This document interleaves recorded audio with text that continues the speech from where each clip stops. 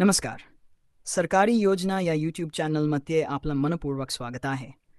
सरकारी योजनांची माहिती मिळवण्यासाठी आणि त्यांचा लाभ कसा घ्यायचा हे जाणून घेण्यासाठी आपल्यासोबत रहा. औषध फवारणी पंपासाठी अर्ज करण्याची प्रक्रिया खालीलप्रमाणे आहे. 1. महाडीबीटी वेबसाईटवर जा. सर्वप्रथम महाडीबीटी.in या अधिकृत वेबसाईटला भेट द्या. नोंदणी रजिस्ट्रेशन वेबसाईटवर जाऊन नवीन अर्जदार असल्यास न्यू ॲप्लिकंट रजिस्ट्रेशन या पर्यायावर क्लिक करा. आपला मोबाईल नंबर, आधार नंबर, ईमेल ID आणि आवश्यक माहिती भरून नोंदणी प्रक्रिया पूर्ण करा. नोंदणी झाल्यावर तुम्हाला युजर ID आणि पासवर्ड मिळेल, ज्याचा वापर करून लॉग इन करू शकता. लॉग इन करा. लॉग इन प्राप्त युजर ID आणि पासवर्ड वापरून महाडीबीटी वेबसाईटवर लॉग इन करा.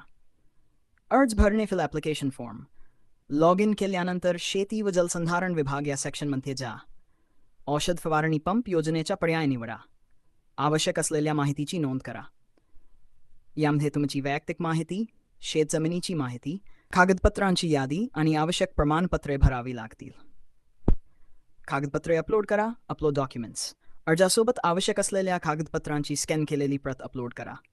साधारणपणे खालील कागदपत्रे लागू शकतात: आधार कार्ड, 7/12 उतारा, पासबुकची झेरॉक्स, जमिनीचे पुरावे, पासपोर्ट आकाराचे फोटो. अर्ज सबमिट करा. सबमिट ॲप्लिकेशन सर्व माहिती आणि कागदपत्रे भरल्यानंतर अर्जाचा आढावा घ्या. सर्व माहिती योग्य असल्याची खात्री करून अर्ज सबमिट करा. 7. अर्जाचा स्टेटस तपासा. अर्ज सबमिट केल्यानंतर महाडीबीटी वेबसाईटवर लॉग इन करून अर्जाचा स्टेटस तपासू शकता.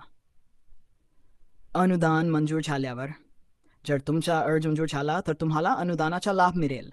तुम्हाला संबंधित फवारणी पंप वितरकाकडून मिळू शकतो. अर्ज करताना किंवा प्रक्रियेदरम्यान काही अडचणी आल्यास तुम्ही महाडीबीटी हेल्पलाईन किंवा स्थानिक कृषी विभागाकडून मार्गदर्शन घेऊ शकता.